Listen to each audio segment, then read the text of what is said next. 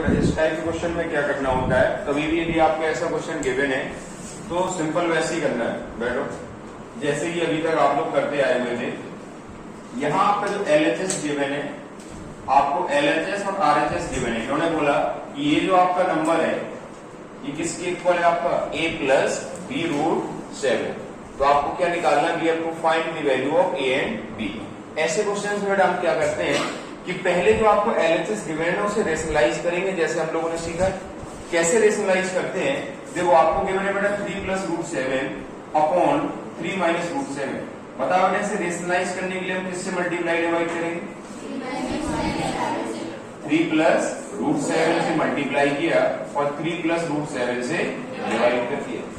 और ये किसके इक्वल है बेटा, it is equal to a plus b root 7। इसमें किसी को डाउट हो तो बताओ, क्लियर है सभी को। अब बताओ बेटा क्या ऊपर आपका ये 3 प्लस रूट 7 का होल स्क्वायर बन गया, ये क्लियर है सभी को। ये 3 प्लस रूट 7 का होल स्क्वायर बन गया। क्यों बन गया 3 प्लस रूट 7 का होल स्क्वायर, क्योंकि दो बार मल्टीप्लाई। नीचे देखो बेटा जो डिनोमिनेटर में एक बार है आपका 3 माइनस रूट 7, एक बार आपका क्या है 3 प्लस रूट 7, एक बार माइनस और एक बार आपका प्लस है, तो ये क्या हो जाएगा, क्या it can be written as 3 square minus root 7 का होल स्क्वायर, ऐसा लिख सकते हैं इसे। तो ये क्या हो गया बेटा, it is equal to a plus b root 7। अब ये a प्लस b का होल स्क्वायर की आइडेंटिटी है, क्या होती है a square plus b square plus 2ab। वही कर दीजिए आप, ये क्या हो जाएगा बेटा 3 square plus root 7 whole square plus 2 into 3 into root 7 upon 9 minus 7, क्योंकि 3 का स्क्वायर क्या होता है बेटा, देख लो ना, आप बात हंसने में लगे हुए हो। क्या हो गया, खड़े हो जाओ। क्या हुआ बेटा, मैं पूरी टाइम आपकी तरफ तो नहीं देख सकता हूं ना। अभी यहाँ सेम यहाँ पर हुआ था, सेम इस तरफ हुआ, इधर पीछे। मैं बोर्ड पे लिखने के लिए तो मुड़ूंगा ही, तो क्या बात होने लगी, जल्दी बताओ। ये आपको पता है कैसे करना है, बन गया आपसे, तो ठहराओ फिर, बोर हो रहे होगे ना, तो फिर ठहराओ थोड़ी देर। Is equal to a plus b root 7। अब बता बेटा यहाँ पर 3 का स्क्वायर ये क्या हो गया, 3 का स्क्वायर बेटा ये आपका 9 हो जाएगा, है ना। 3 का स्क्वायर ये 9 हो गया, तो ये हो गया बेटा 9। रूट 7 का स्क्वायर क्या होगा 7। ये बताओ बेटा नेक्स्ट क्या हो जाएगा, क्या लिखेंगे इसे 6 रूट 7 अपॉन 9 माइनस 7 कितना होगा 2 equals to a plus b root 7। पता है इसमें किसी को डाउट हो बेटा, यहाँ तक किसी को भी। अब ये देखो 9 प्लस 7 कितना हो जाएगा 16, ये क्या हो गया यहाँ पर 16 प्लस ये क्या था आपका 6 रूट 7 अपॉन में क्या था बेटा 2, और यहाँ क्या था आपका a प्लस b रूट 7। आप देख सकते हो बेटा न्यूमरेटर में आपको 2 कॉमन दिख रहा होगा।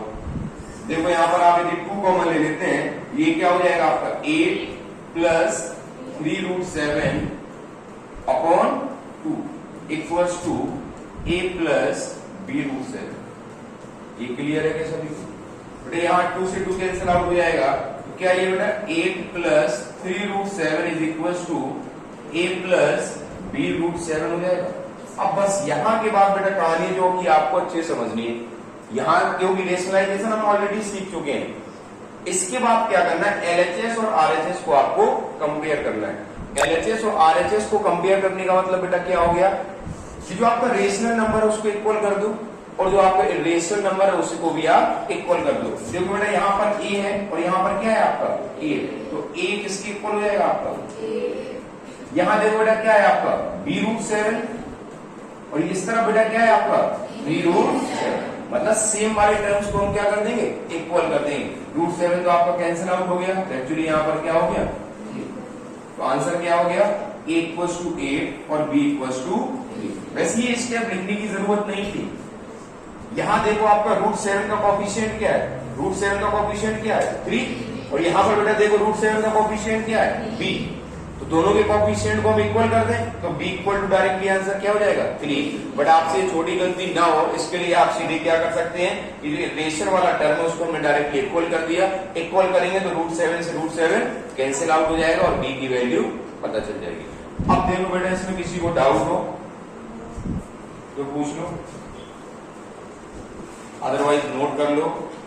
नोट करते हुए समझते हुए नोट करो, अच्छे क्वेश्चन इससे आते हैं। √7 से क्यों मल्टीप्लाई किया? रेशनलाइज करने के लिए। नीचे भी हाँ, जिससे मल्टीप्लाई करेंगे उससे डिवाइड करेंगे। नीचे वाले से कर देते ना। किससे? माइनस वाले से। बताया था ही क्यों? क्यों बेटा बताओ। अच्छा, रेशनलाइजेशन का मतलब क्या, क्यों करते हैं रेशनलाइजेशन ये बता दो। रेशनल नंबर निकालने के लिए। कौन बताएगा रेशनलाइजेशन करने का मीनिंग क्या है? हाँ, इरेशनल से रेशनल में कन्वर्ट करने के लिए। बढ़िया, कल सबसे पहले यही किया था। फिर हमने सीखा था कि रेशनलाइजिंग फैक्टर क्या होता है, जिससे कि आप इरेशनल को रेशनल में कन्वर्ट करें तो किससे मल्टीप्लाई करें। जब सिंगल टर्म था, जैसे आपका √2 है √2 से मल्टीप्लाई कर दिया, √3 है √3 से मल्टीप्लाई कर दिया, √11 है √11 से मल्टीप्लाई कर दिया, इसके वजह से आपका ये रूट हट जा रहा था। लेकिन जब मोर देन 2 टर्म होते हैं तो हमारा रेशनलाइजेशन हम किसका कर रहे हैं? Rationalisation of the denominator. हम यहाँ पर बेटा किसका रेशनलाइजेशन कर रहे हैं? डिनोमिनेटर का। मतलब डिनोमिनेटर में आपके रूट वाले टर्म को हटाना है।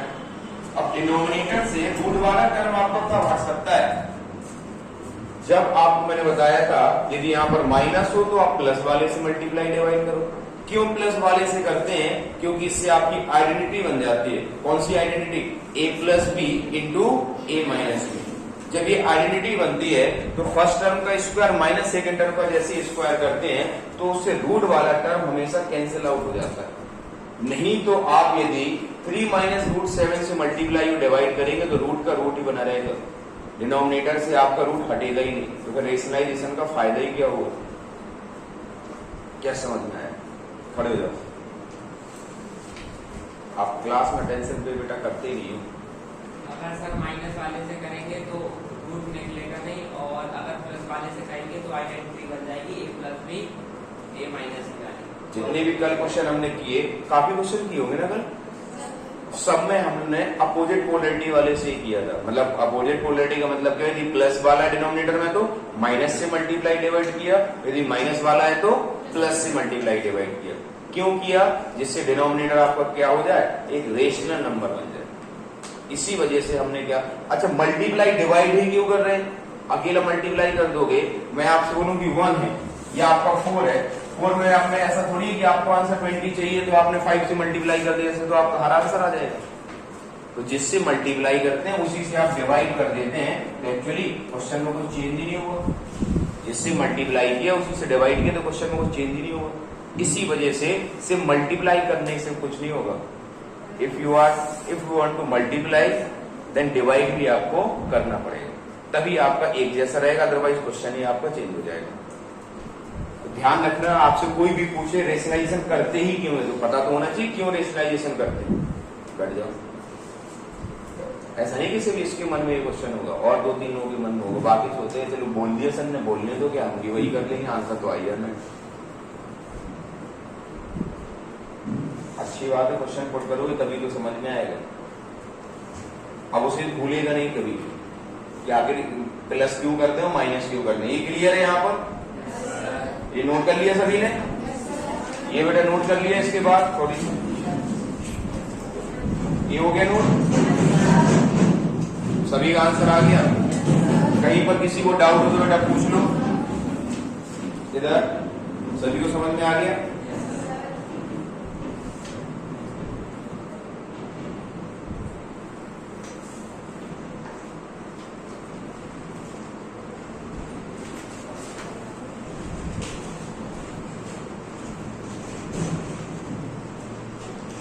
अब आप लोगों को आए हुए काफी टाइम हो गया, हंसी मजाक भी काफी कुछ हो गया है।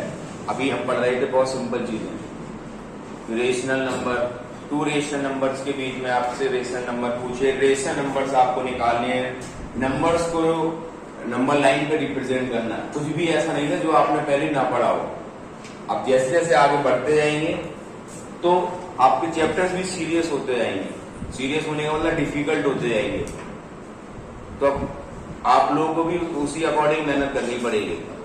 अब से वैसे ना बत्तीसी निकालने से, क्लास में बस बातें करने से, या फिर मैं जोक मार के आपको हंसाता रहूं, ऐसे से काम नहीं चलेगा।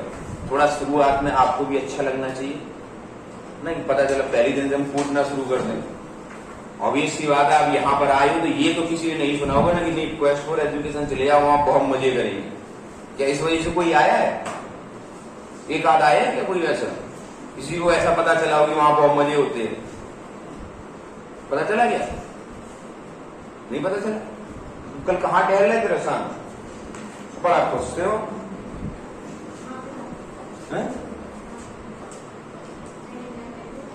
कहीं नहीं है? चल मैं देखा तभी तुम पूछ रहे हैं, सोचो फिर बताओ। अब लेकिन सही वाला बता ना, तुम कहाँ जा रहे थे, ये भी बताओगे कि हम कहाँ देखे होंगे तुम्हें। 4-5 ऑप्शन तो हमें मिल ही जाएंगे। अब तुम भी सोचोगे आगे हम कल गए कहाँ कहाँ है, कहाँ वाला बताएं। सॉल्व करो, आपको सेम बेटा वही करना है। ऐसे क्वेश्चन देख के घबराना भी नहीं कि बड़ा दिया हुआ है। आपको पहले क्या करना है बेटा, हमेशा LHS को क्या करना है, लेफ्ट हैंड साइड को रेशनलाइज करना है, सर नहीं हिलाना है, रेशनलाइज करना है इसे। रेशनलाइज हमेशा कैसे करेंगे बताओ, इस वाले में किससे मल्टीप्लाई डिवाइड करेंगे? Very good.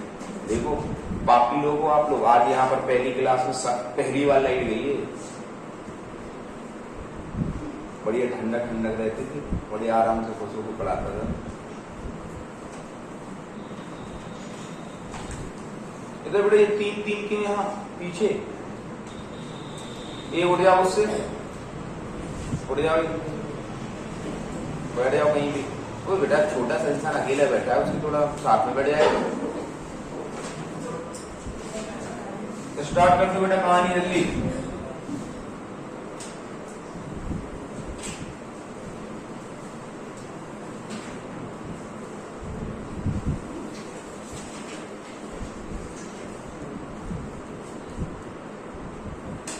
असाइनमेंट नहीं मिला हो तो लास्ट क्लास के बाद कलेक्ट कर लेना।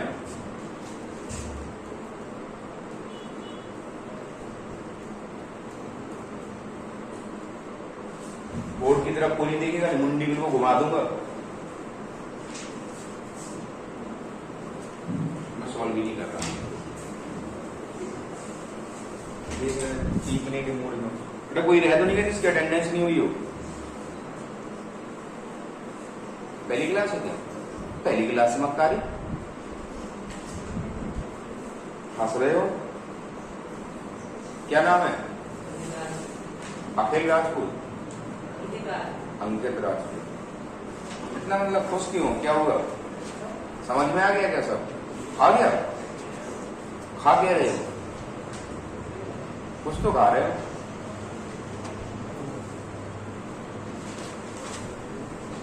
क्यों ऐसा है? खा रहे? दोस्त नहीं है? तुम्हें मतलब बड़ा जल्दी दोस्त होना, आपको बातें करने के लिए ना, ऐसा नहीं, पढ़ाई के लिए। अब देखो अब समझ रहे हैं इस बात पे तुम्हारी।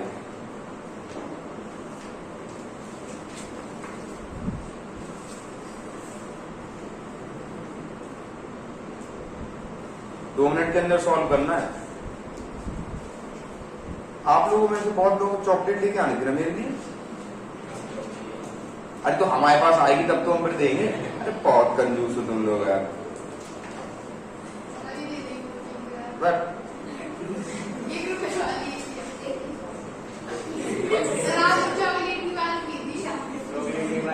हम कल के दिन बोले कि नहीं करके आए तो कंटाप मारेंगे, फिर इसके बाद बिछा दें आपको मारने वास्ते, फिर आपको क्या अच्छा लगेगा? हम भी यही बोलेंगे कि हमने आपको कंटाप बोला था मारने के लिए। बताएंगे भी आपको, रुक जाओ। असाइनमेंट सबमिट करो क्लास के बाद, अभी बताते हैं आज ही। हो गया सॉल्व? हमें नाम साल भर याद नहीं होंगे, बस 2-3 मक्का लोगों के नाम याद हो जाते हैं। जैसे ये रसायन हो गया, और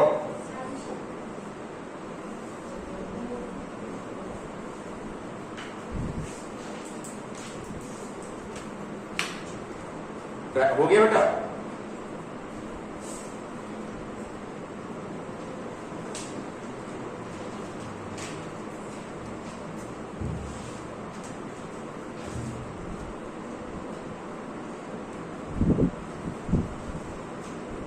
टाइम पास करने से कुछ नहीं होगा, पूछते हैं बेटा समझ में आ गया, यस सर, कोई डाउट, नो सर, इधर पीछे अगर वाली कॉपी में टीप रहे हो।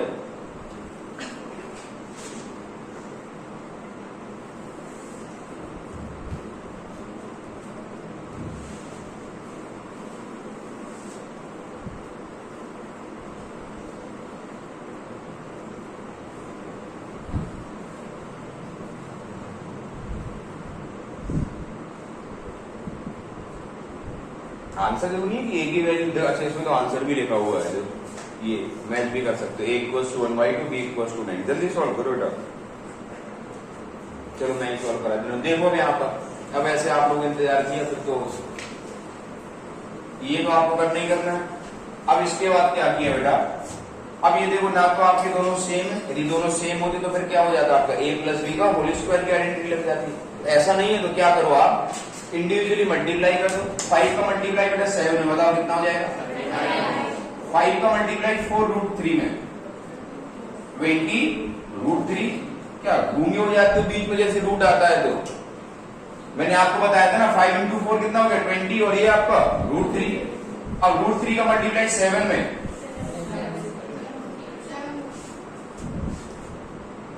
नहीं पढ़ना है क्या, मन नहीं लग रहा, ये नहीं पता कि 7 का मल्टीप्लाई √3 में कितना होगा 7√3।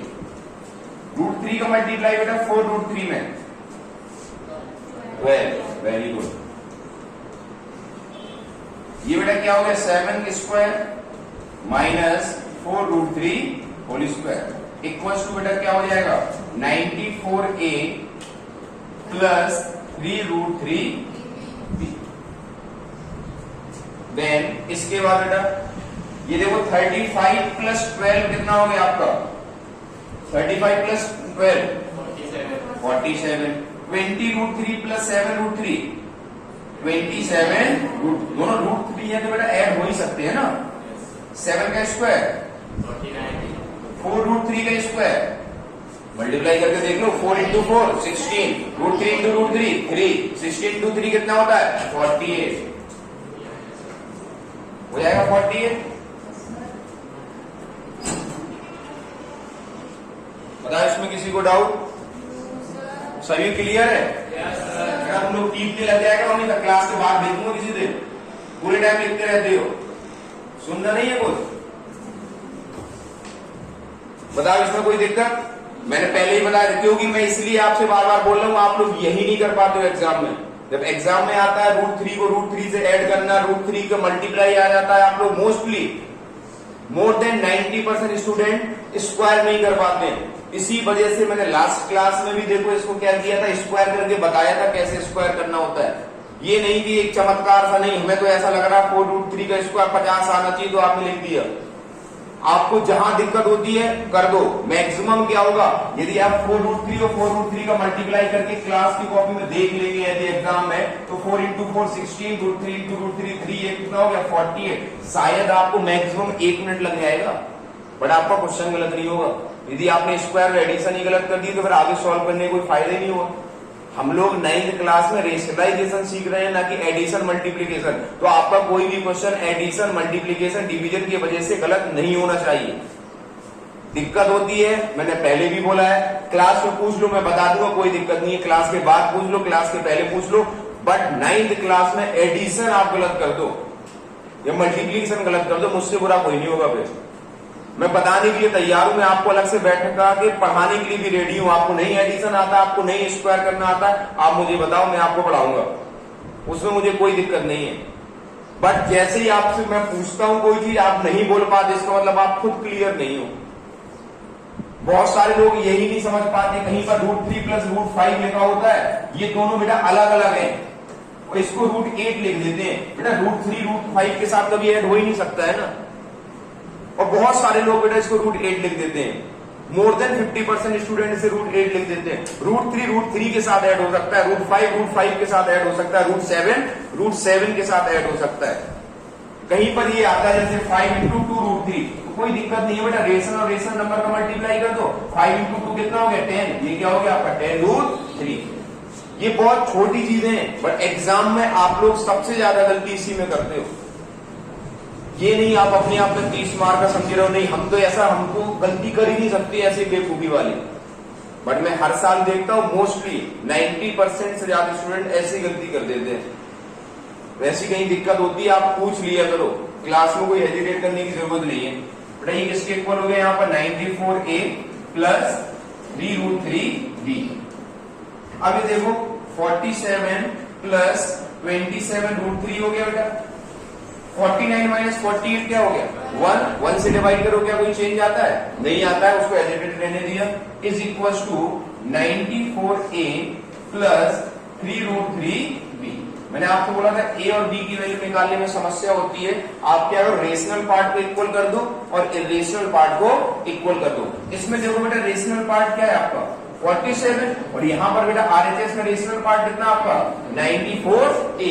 तो हम क्या करेंगे 94a को किसके इक्वल कर देंगे बताओ, क्या था बेटा वहां पर, ये देखो 94a को किसके इक्वल कर देंगे हम, इसे बेटा हमने 47 के इक्वल किया। तो a की वैल्यू कितनी होगी आपकी यहाँ पर 47/94। ये देखो बेटा कितने टाइम कैंसिल आउट हो जाएगा, 2 टाइम्स कैंसिल आउट हो जाएगा। तो यहां से बेटा a की वैल्यू कितनी हो गई, ये बात क्लियर है क्या सभी? अब देखो बेटा जो इरेशनल वाला पार्ट था इसमें कितना है आपका 27√3 और इधर क्या है आपका 3√3b। तो 27√3 को हमने इक्वल कर दिया बेटा 3√3b। देखो आपका √3 से √3 कैंसिल आउट हो गया, 3 से आपका 27 9 टाइम्स। तो क्या यहां से बेटा b की वैल्यू 9 आ गई। अब देखो बेटा इस क्वेश्चन को अच्छे से, कहीं पर भी कोई डाउट हो तो आप लोग क्लियर कर लो। और आपसे जो भी असाइनमेंट दिया जाता है आपको अपने मन से करना है, एक भी नहीं बनेगा, कोई दिक्कत नहीं, मैं सभी क्वेश्चन बता दूंगा। बट मैं आपको इतने टाइप से क्वेश्चन कराते जा रहा हूं कि उसमें कुछ अलग मिलेगा नहीं आपको। कंपेयर करने में दिक्कत हो, आपको जितना क्वेश्चन बनता है जो आपसे असाइनमेंट दिया जाता है जितना आप सॉल्व कर पाते हो, उसके बाद लगता है नहीं अब हमसे नहीं होगा, कहीं से हेल्प करने की जरूरत नहीं, वहीं छोड़ दो आप। इसके बाद जब मैं क्लास में बताऊंगा तो आप उसको देख लो कि हाँ मुझसे यहाँ पर ये मिस्टेक हुई थी। आप ऐसे ट्राई करोगे तो आपसे मतलब बहुत सुधार देखने को मिलेगा आप में। और ये नहीं कहीं से टीक लिया और बस 2 ही लाइनें तो बची थी सर हमारा तो बस बाकी तो सब सही था, ऐसा नहीं होना चाहिए।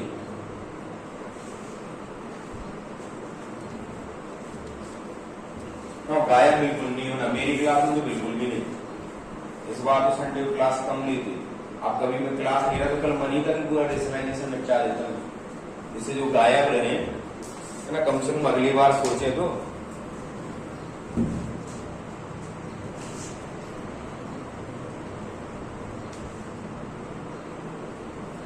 असाइनमेंट में बेटा इस टाइप के भी क्वेश्चन आपको काफी मिलेंगे ना। देखो कौन सा क्वेश्चन नंबर है, 3rd या 4th होगा।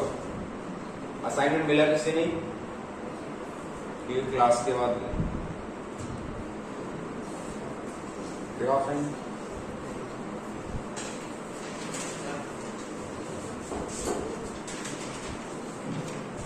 ये है बेटा इस टाइप का क्वेश्चन नंबर 6। क्वेश्चन नंबर 6 में जितने पार्ट है सभी इसी टाइप के। अभी आप पूरी डीपीपी जो डेली प्रैक्टिस प्रॉब्लम डीपीपी जैसे वो काफी कंफ्यूज हो रहे थे। डीपीपी का मतलब क्या होता है आपका, डेली प्रैक्टिस प्रॉब्लम। ये डेली के लिए होते हैं, ये नहीं कि एक हफ्ते बाद सॉल्व करके देते हो। 5-6 क्वेश्चन के तो मैं बना के देता हूँ। अब जितने लोग ट्राई कर चुके हो और कल और ट्राई कर लेना, कल सबमिट कर देना। जल्दी नोट कर लो तो एक क्वेश्चन और करा दिया जाए।